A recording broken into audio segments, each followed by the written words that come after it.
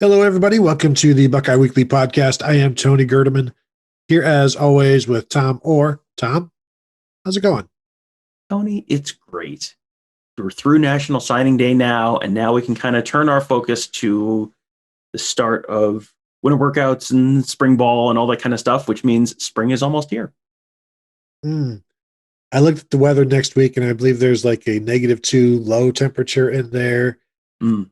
then like a 4 and an 8. And so, Tom, I believe spring will eventually be here. I do not, however, think it is by any means on its way.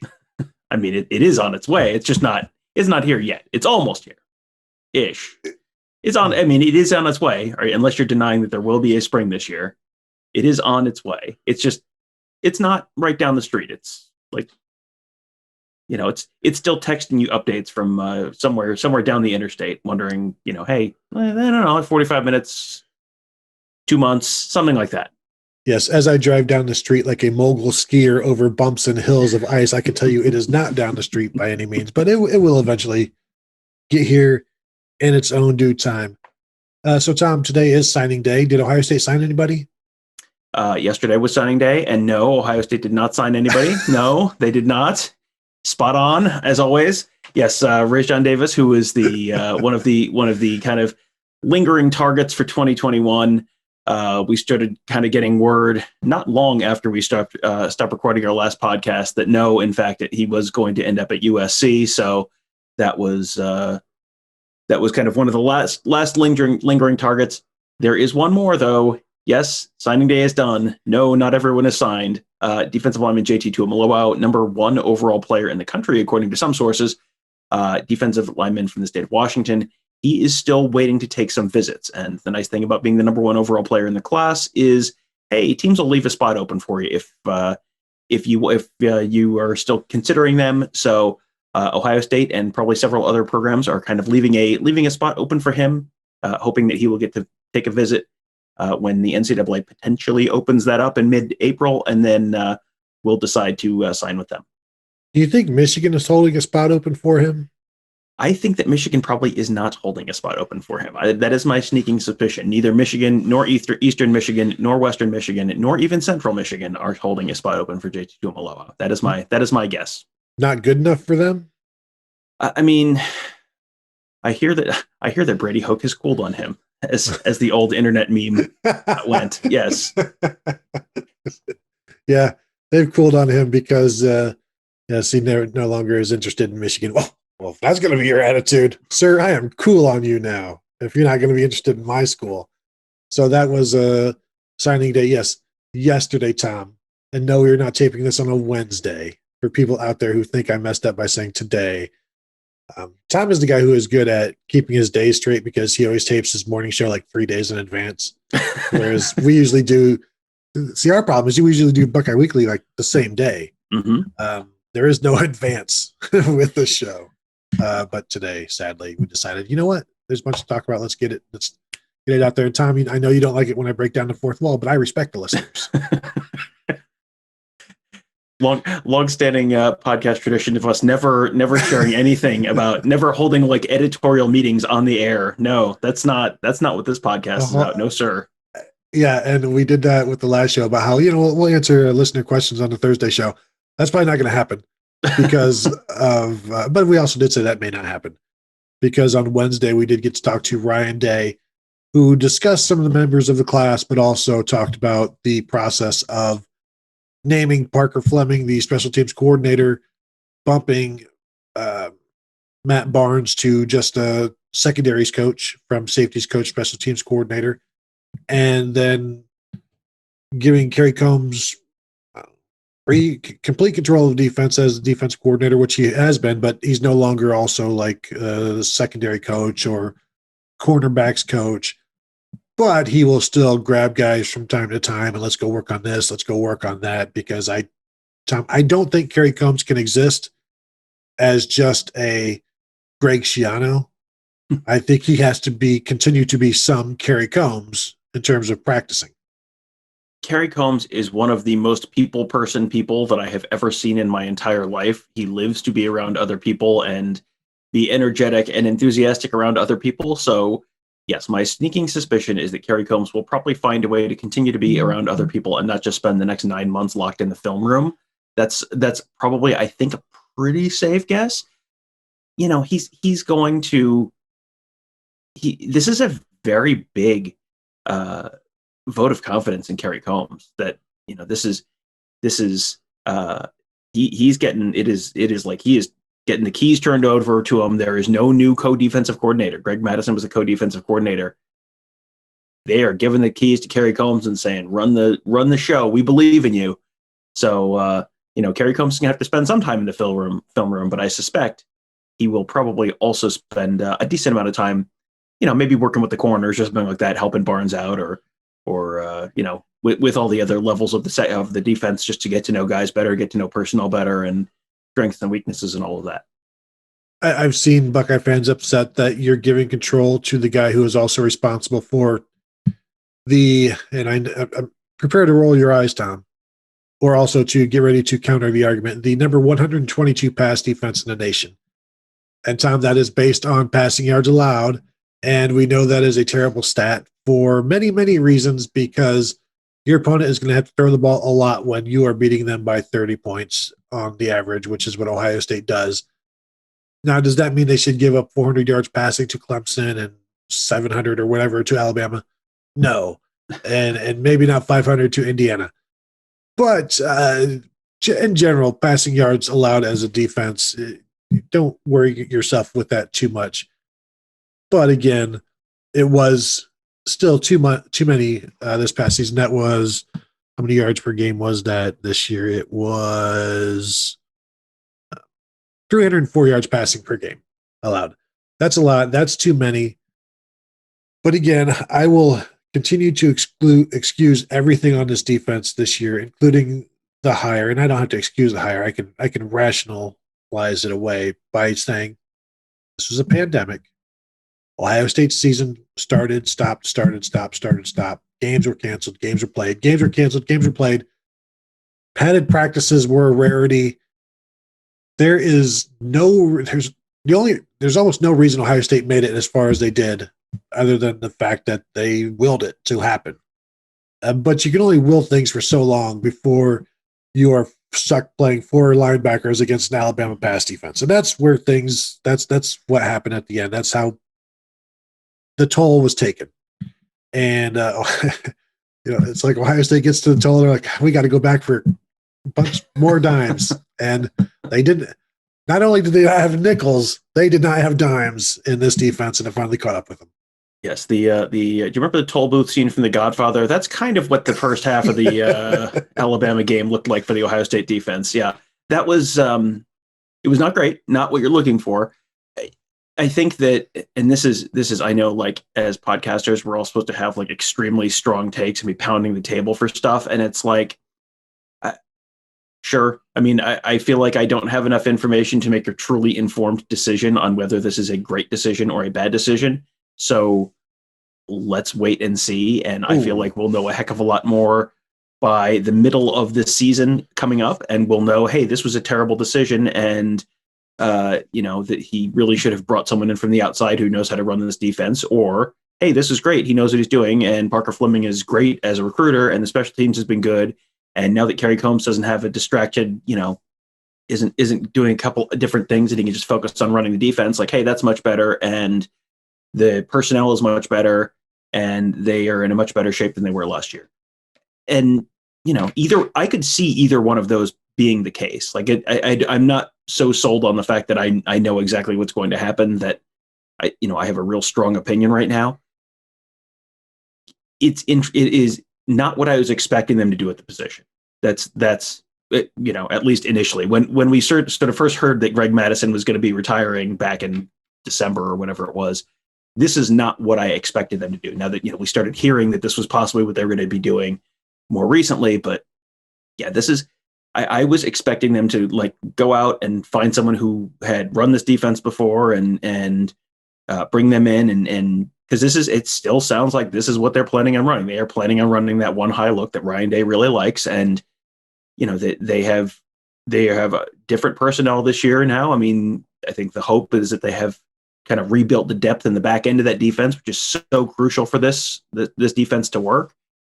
So, I mean, we'll see. I'm willing to sort of wait this out and see what it looks like before we get up on the table and start screaming and throwing things, because I don't know that anyone in that building, I don't know that anyone outside of that building has enough information to make a really strong have a real strong opinion on this one way or the other. And I don't know, we haven't seen enough Ryan Day hires to know, like, is Ryan Day going to try, he talked about wanting to keep things inside the building and promote from within. We haven't seen enough Ryan Day hires to get a sense for, like, he has a fantastic sense for which of these internal guys is going to be a perfect, a great fit versus, like, yeah, I like this guy, I want to keep him around. So ask again in 9 months. Yeah. And on the last show, Tuesday's show, we talked about this kind of being similar or comparing it to the Ed Warner, Tim Beck thing. Now, as Kerry Coombs being without a position, and I mentioned the Greg Schiano thing, and Greg Schiano not having a position, he had so much time to come up with defenses, and it was too much time. I don't think the same thing happens with Coombs, because I do think he's going to be doing more on-field coaching. And so it's not like he's just, like you said, he's not going to be locked away in a room drawing up stuff, this and this and this and this and this and this and this, because there is something that Day wants to do on defense, and then there's some tweaks off of that. You don't need to go crazy with everything. It's a fairly simplified defense that, when it is run well, doesn't need all kinds of, well, now let's do this, now let's do that, now let's throw this in. If you just do it well, then it's like a plain Jane offense. If you just do it well, you don't need a whole bunch of plays, because when it's blocked well, then it's going to work. And so when you fit your runs and you cover receivers and you rush the passer with the front four defensive ends that can get after it, then it makes everybody else better. And so for me, I just keep going back to this just not being a year where you can make too many judgments in a negative way. I think we can judge Ryan Day pretty fairly for what he was able to do with this team, with all of the obstacles that they had and all of the extra duties he had as, like, one of the guys that was basically trying to get the Big Ten to restart their season. So doing all of that, keeping your team under control, keeping them invested, kudos to you. As a defensive coordinator, you're giving up a bunch of yards. You're with Jeff Hafley. I think Jeff Hafley wouldn't have done any better than, not markedly better. And if he hadn't left last year, he would be back for a third year, because there's no way he would have done enough this year, I think, to warrant a job. And so I just came to the realization that, yes, Hafley saw Jeff Okudah and Damon Arnett and Jordan Fuller and Chase Young leaving, and he's thinking, you know what? If there's a job out there for me, now is a really good time to go get it, because not that he had a lack of respect or whatever for who was coming back. He just knew that wasn't going to be Jeff Okudah, Damon Arnett, Jordan Fuller, and Chase Young. And so it was a strike while the iron is hot kind of thing. Am I crazy? No, I think that's exactly right. And I think we all anticipated the defense was going to take a little bit of a step back last year. I think we thought the offense is going to be a little better. The defense is going to be maybe a little bit worse, but kind of on the whole, you'd end up sort of in the same area. And the offense was substantially better in a lot of ways. And the defense was, I don't want to say substantially worse, but a decent amount worse than it was in 2019. The 2019 defense is one of the best defenses in Ohio State history. So that's a tough standard to live up to. And it is hard to replace. It is very easy to say, reload, not rebuild, and all that kind of stuff. Like, when you're losing a couple top 5 draft picks off a team, like, that's a hard thing to reload. Like, those guys do not just grow on trees, and Ohio State has a lot more of those guys than most programs do. They still don't have an unlimited supply. And just because someone might be a top 5 draft pick a year or two from now, that doesn't mean they're going to be that right away. You don't have immediately there are not going to be 2 top 5 draft picks off of this year's Ohio State defense in the 2021 NFL draft. There might be eventually, but not right now. So that's that is a very difficult standard to live up to. So yeah, it is. I think that was something that we probably talked about a little bit with Hafley when he left, because it was like, he could parlay this into a better job. Boston College is a good program, but it's not, it's not like a real high level Power 5 program. So could he have waited another year or two and parlayed it into a bigger job? Maybe, but I mean, you're right. He's not getting a better job this offseason than he would have last. Yeah, for sure. And so Ryan Day talked about Matt Barnes, said I think he's a great young coach, and Day has been a big fan of Barnes for a quite a long time, from before they were coaching together. That's why he hired him. Surprise, surprise.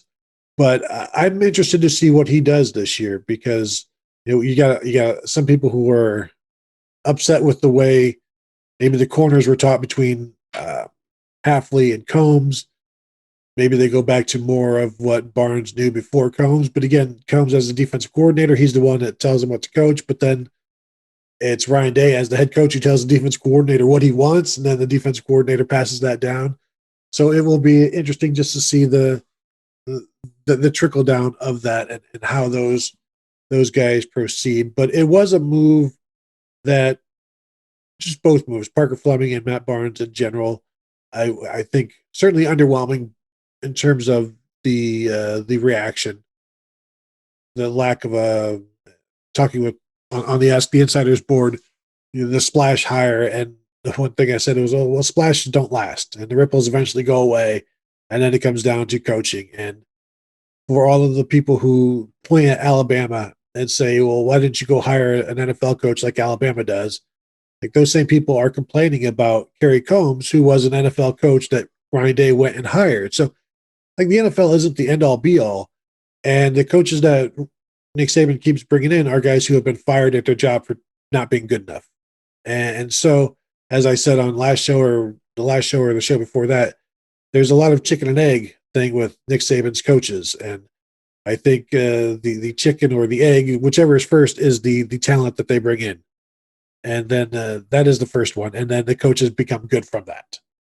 Yeah, it never hurts to have the best talent on the field by a wide margin. I mean, that is something that I think we've seen with Ohio State over the last decade or so, that, hey, when you have far better talent than everyone you play during the regular season, it turns out you win a lot of football games. And that recipe has worked out pretty well for Alabama, and has worked out pretty well for Ohio State. Ryan Day talked on Wednesday about the fact that, he didn't, was it personnel, was it scheme, was it coaching in terms of the national championship game? He said he didn't think it was personnel. Now, I think we may have a little agree to disagree situation there, because they did have a personnel shortage in the secondary that limited what they could do. Now, it may have been, there were certainly some schematic issues with that as well, and probably some coaching issues there as well. But it is hard to say they did not have some personnel shortages in the secondary last year. And Day went into had some interesting things to say about that, because he talked about the fact that with that shortened season, you didn't have the opportunity to get some of the younger guys the reps they would have during a normal year. You didn't have a Bowling Green game or a Buffalo game or, a bunch of other, they didn't play Maryland last year. They didn't play Illinois last year. Michigan last year. Yes, these are all games that Ohio State typically wins by 3, 4, 5, 6 touchdowns, where you're getting the younger guys a lot more reps. So that when you don't get Legend Cavazos or Ryan Watts or Lathan Ransom came on very late in the year, but maybe he would have come on earlier in the year. Ronnie Hickman, Bryson Shaw, all of these guys are guys who I think we are anticipating will be contributors this year, and will have an opportunity to play more this year when they play the Kent State game and that kind of stuff. And you start getting reps, you start building trust in guys and being more confident in throwing them out there in big situations. Without those games this year, they didn't have a chance to get those reps with the weird sort of herky-jerky start and stop off season and training camp and lack of spring ball and all that kind of stuff. Those guys didn't get the reps they normally would have.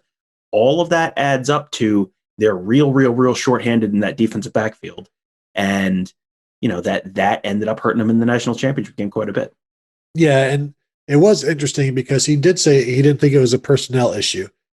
And to me, maybe he means a talent issue. Like everybody that played was good enough to play, but it was a personnel issue because when I asked him, you were short on in the secondary, and I asked him, is that an accurate assessment? And he was like, yeah. And so it is a personnel issue because you didn't have enough guys that you could trust. But in the other vein, it's like, well, the guys we had out there, they felt good about those, but it's a personnel issue because you didn't have enough secondary guys put out there. That's why you had 4 linebackers. And so that's another reason why I can't get super upset about or super judgmental about bringing Kerry Coombs back or doing what they've done, because Jeff Hafley isn't going to do any better with a 4-4-3 against Alabama. And they, as you said, Tom, they didn't have the opportunity of the games to get these young guys' attention. He did say like Lathan Ransom is going to be really, really good. And that was one of the names he did mention. But having this winter, having a spring, having a summer, having a fall, having all of this, having an entire year with you would hope no disturbances, will make it a more likely scenario for the young guys last year, the freshmen last year, and the freshmen this year to get involved. So he said he wanted what? They wanted 22 guys, 22 scholarship defensive backs. They've got about 19 right now.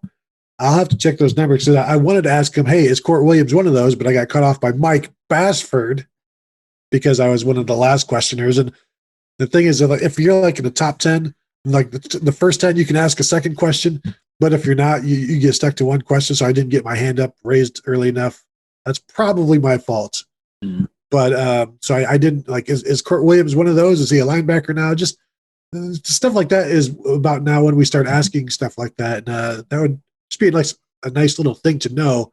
Or will either Court Williams or Cameron Brown, like where are they in terms of their injuries right now? Should we expect either of them in the spring? Just stuff like that. Yeah, and that's partly on you, I think, also for not using the 2 quickies loophole, yes, where you get to ask one question and you really ask 2 questions. That is a well-established loophole that you failed to exploit, and that's on you. Yeah, I mean, there's a lot of reasons that they're so shorthanded, and this is something we've touched on a few different times in the past. But I mean, it's worth mentioning again. Like they had a couple of years where the recruiting was not fantastic, and we refer to that as the Taver Johnson trough, where they missed on some corners that they probably should have gotten, and you miss a couple of those guys. You have Jordan Battle flip, you have Clark Phillips flip. You have some off the field stuff that costs you guys. You have all this kind of stuff that just, you're not going to develop. Not everyone you sign is going to turn into Jeff Okudah or Damon Arnett or Sean Wade. Like you're not going to have, as much as it feels like, oh man, there's an absolute pipeline or just an assembly line of first round cornerbacks. Like you can name a ton of first round cornerbacks. They haven't all turned into first round cornerbacks. So if one or two of the guys who would have been the next one of those, well, now they're at Alabama, or now maybe they're at Utah, or maybe they, you got booted from the team for something off the field, or whatever the case may be. You're missing. All of a sudden, you're missing guys, and now it's like, okay, well, now they're shorthanded, and that is not something you can just like make up in the transfer portal. Now they're probably going to try and make some of that up in the transfer portal this year, because they have a lot of guys now. They've got the number of bodies in that room is now up, and some of those guys are going to develop early and probably be able to be contributors. But I think you're going to want, this is very much like what they went through with the offensive line a few years ago, where they had a few thin classes and they got down to 12, 13 scholarship offensive linemen at one point, which is like, oh, no, that's a big problem. That was the class where they brought in Enoch Vamahi very late. They brought in Jonah Jackson as a grad transfer. And then all of a sudden, like, okay, now the offensive line's not a concern anymore. This is not a long-term issue, but it's something that they may need a guy or two in the portal this offseason, if they can find one, if there is one available, to kind of paper over that hole a little bit and get them to the point where all of these young guys who are coming in are ready to contribute. Because 4 of the 6 defensive backs in this 2021 class are not early enrollees. There's only like 6 guys who are not early enrollees, and 4 of them are defensive backs. So that's going to maybe make it a little slower for those guys to be contributors this fall. So that makes it maybe even more important that they find 1 or 2 guys in the portal to kind of bridge that gap until those guys are ready. Yeah, and we've said before they would have loved to have had Jordan Hancock and Jalen Johnson enter early and be here this winter, but that sadly for them, for everyone, Tom, is not the case, and they'll have to just continue going to high school as big men on campus. Those poor people. So that was the Parker Fleming thing. Let's get into him a little bit. Who has been at Ohio State? He was here as a grad assistant in 2012 and 2013 with Urban, then left with Everett Withers to go and be an assistant for Everett Withers. Went to James Madison and then Texas State, and then from Texas State came back to Ohio State as a QC special teams guy. And so this was his 2020. He came in 2018, so this was his third year as back on the staff, and has bridged Urban Meyer to Ryan Day, clearly pleasing both head coaches and doing what impressing both of them. One of the things that Ryan Day said is, as a special teams guy, you're coaching offensive and defensive guys, and the purpose of special teams is not just to get better at special teams; it's to get better at offense and defense because of the requirements and just the attention to detail. And so he likes the fact that Parker Fleming can do all of it. He can coach up offense, he can coach up defense, and he impacts with guys from all sides of the ball. And so, like I mentioned to you before the show, like I've never seen such outrage or interest in a special teams coach hire. But it's not just the Parker Fleming thing; it's the fact that you've moved Matt Barnes in and brought nobody else in. But I can't get too worked up. I saw discussing it on a message on the Ask the Insiders board last week about how Ohio State was one of the worst teams in the nation in terms of punt return yardage allowed per punt. But when you look at it, they did give up a punt return touchdown, but it was in the third quarter of the Rutgers game when they were up by like 35 points. And that was one of 5 punt returns they'd given up all season long. So, yes, their average punt return was not great, but they only allowed 5 punt returns and 30 punts. And so that is also part of special teams. It's the coordination of don't outkick the coverage, and then the coverage is right there to not allow a return. They allowed a punt return in 3 games this past year. So I think there's that. The kickoff return game is pretty much almost non-existent at this point. But the placements and all of that other stuff, it's still very key in terms of finding bodies, creating experience. And that's where you got to play on special teams before you play on offense or defense. Tom, we know that. We've heard that for so many years. So, I think Parker Fleming is fine. I have no reason to think that he isn't, given his experience there and how much work he has already done with like the kickers and all of those guys. And he's the guy that's with them a lot while Barnes is off doing his own thing. So it's kind of like when Corey Dennis was like Dwayne Haskins' personal coach while Day had to be his 3 days, his 3 weeks as head coach in 2018, where then it was Corey Dennis handling the quarterback stuff. So Parker Fleming has done this, and so I don't think it's going to be a big deal for him. I mean, that's one of the advantages of bringing in someone internally is you know the people, the building, the program, the culture, all of that kind of stuff. You don't have any kind of learning curve. You don't run the risk of, oh, this guy isn't a good cultural fit because this guy's been in the building for several years. If he was a jerk, if he was the guy who finishes the coffee pot and doesn't refill it, like you would know that already. So that's that's one of those little advantages to that. He, I believe, was also the guy, I think if I remember correctly, he was the guy who drew up the Chris Olave punt block against Michigan in 2018. That day, I remember saying, like, yeah, I didn't know if that was going to get Urban, I guess back then.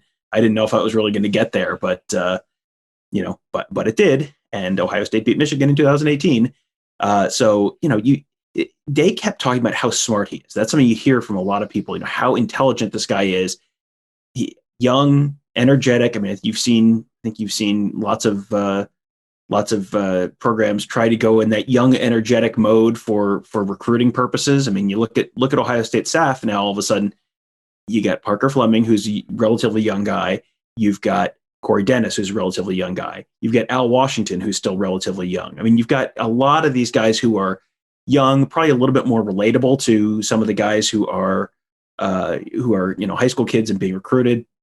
It'll be, Kerry Coombs is not young, but he is extremely energetic. He makes up for his lack of youth with his energy, so that's okay too. If Parker Fleming's a good recruiter and Parker Fleming does a good job on special teams, this is something that you can parlay that into a bigger coaching role, a bigger all of that. So yeah, I'm not sure I completely understand the. I guess in fairness, I don't think the outrage about from the people who are outraged about this, I don't think it's directed at Parker Fleming. I think it's directed at why didn't you do something else? Not that this guy is a bad hire, but just hey, maybe there were better options out there. But yeah, I think it's at this point, like Ryan Day has spent a heck of a lot of more time around Parker Fleming the last couple of years than I have. So I'm going to, until Ryan Day's judgment is proved flawed or the results really don't match at all what the expectations are, like I think it's reasonable to give him the benefit of the doubt on this one. Yeah, and Day said he is a big fan of internal hires because that creates continuity, and that was the big thing when Day himself, an internal hire by Ohio State. Yeah, and how'd that guy work out, huh? Well, we'll see. He his first 2 years he lost his last game, so you're only as good as your most recent loss, as we all know. But so he is understandably a fan of that because that was what they talked about when Urban handed it over. You don't want to rock the boat, and that was one of the reasons why Ryan Day didn't change a lot initially. You want to keep things as continuous as possible, seamless as possible, and then each year you change things a little bit more to reflect your own identity. And I think part of his identity is the internal hire, and we'll see. Because even though Kerry Coombs, he came from the NFL, that still also feels a little bit internal, but certainly not because they went out and had to bring somebody in. But the familiarity is there, and that's also, I think that's just part of being a young coach. You have, this is your first big job, not your first big job, it's your first big head coaching job.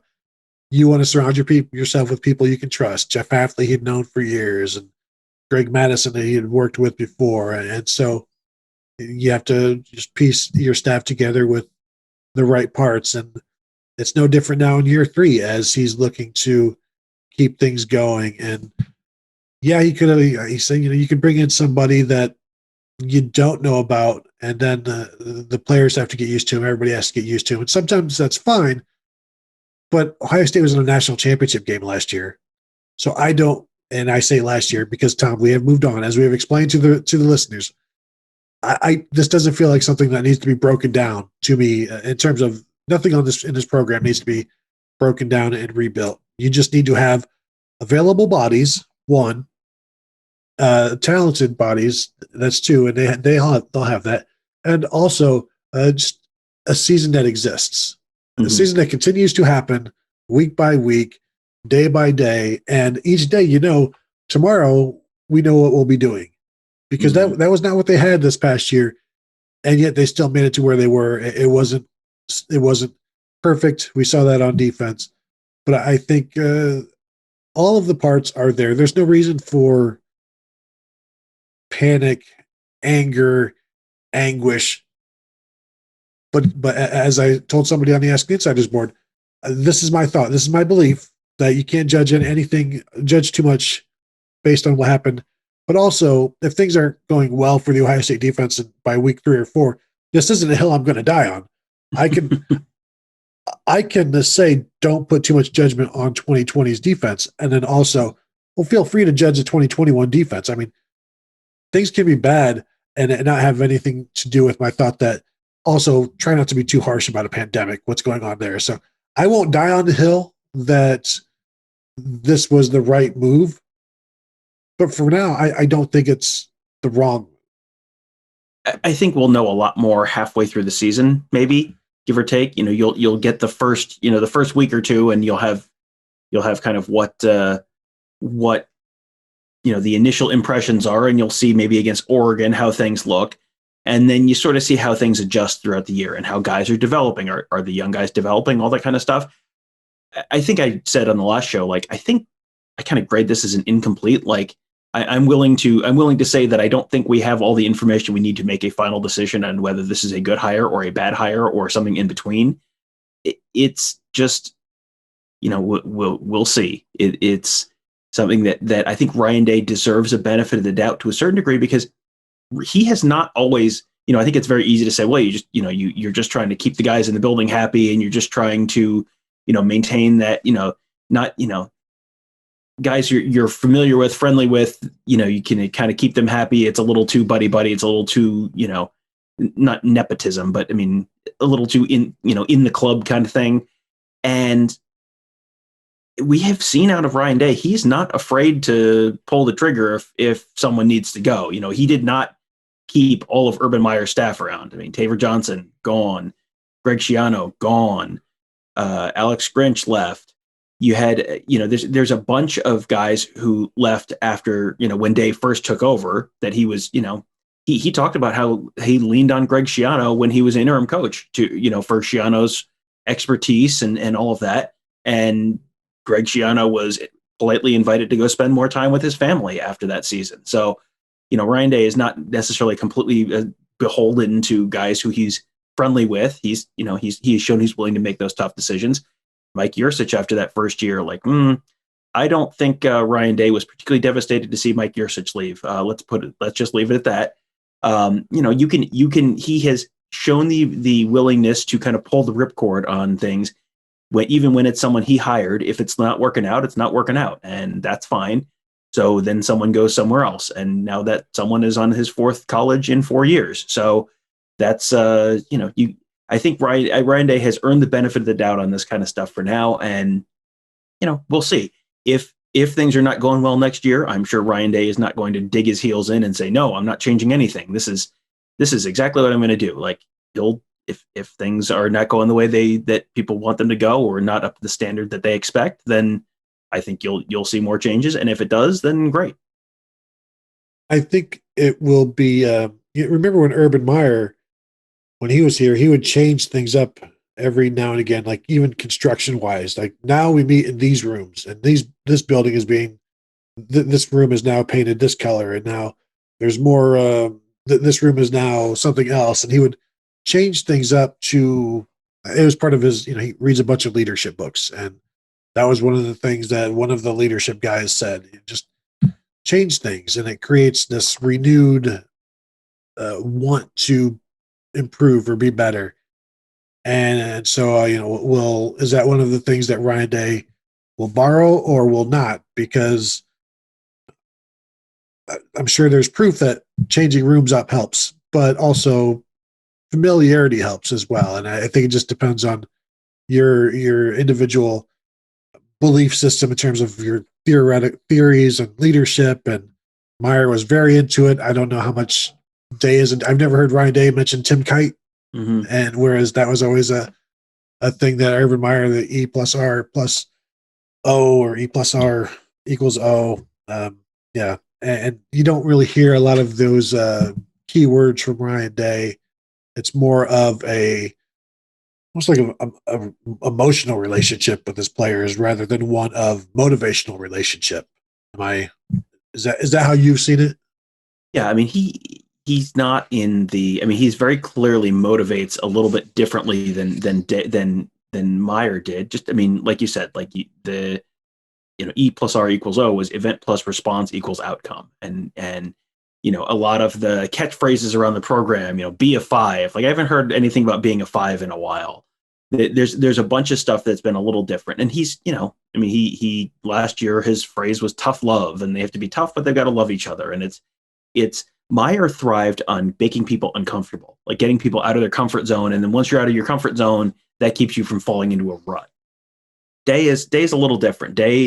Last year was obviously very different than a normal year.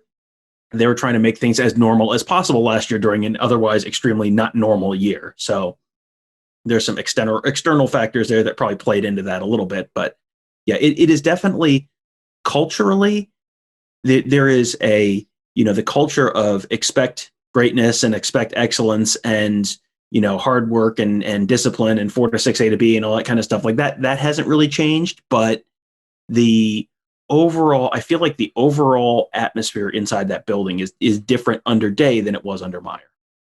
I think it's less corporate, maybe, because like a lot of the sayings and the mottos like that were, a little corporate to me, and you don't see them as much. I do remember the comfort factor. I think it was Curtis Grant or maybe Raekwon McMillan, one of the linebackers back in the day. I asked him, like, how much more comfortable are you now? He's like, I'm a lot more comfortable. And then he realized comfortable is a bad word in the whack. You can't say it. And he looked around. He's like, I'm not comfortable. I'm just, I know my position better. It's like he realized he said something he shouldn't have. He looked around to see if anybody heard it. And then he was like, no. I feel better at my position. I know things more, and I'm not comfortable by any means. Please do not let anybody know I said that. And that was also when Luke Fickell was around, where they didn't want to hear those words. But you watch the workout videos, and they certainly don't look like they're comfortable right now. They're motivated differently, and many ways to motivate players nowadays. And I think Ryan Day has his own. Have we talked about the spring schedule? We have not. So the spring schedule is going to be a little bit different than a normal year. There's a couple different reasons for that. One is, hey, there's still a pandemic going on. So right. Ohio State is not doing a spring break this year. So, normally they would start early March, have that spring game, maybe the second or so weekend in April. This year, they're sliding everything back a little bit. So they're starting, it sounds more like mid-March, and these dates are not in stone yet. This is just kind of what Ryan Day told us to expect. Start it in mid-March, have about 4 weeks of camp, and then have the spring game on April 17th. That's the expectation right now. That is not final. Do not book your travel yet because A, we don't know if that's the date, and B, we don't know if there's going to be anyone who's allowed to be at the game. So, but one of the reasons that the April 17th date was something that we were anticipating might be a possibility is the NCAA is looking at potentially shifting the from a dead period to a quiet period, which would allow recruits to make official and unofficial visits to campus starting on Friday, April 16th. So that would allow potentially JT Tuimoloau, for example, to come to Ohio State on an official visit that weekend, come visit the Ohio State spring game, and see the campus, see the spring game, see whatever atmosphere there is that weekend. And then that's probably also, you're going to start to see some of the 2022 guys in there as well, coming in, official, unofficial, whatever, start potentially getting guys together.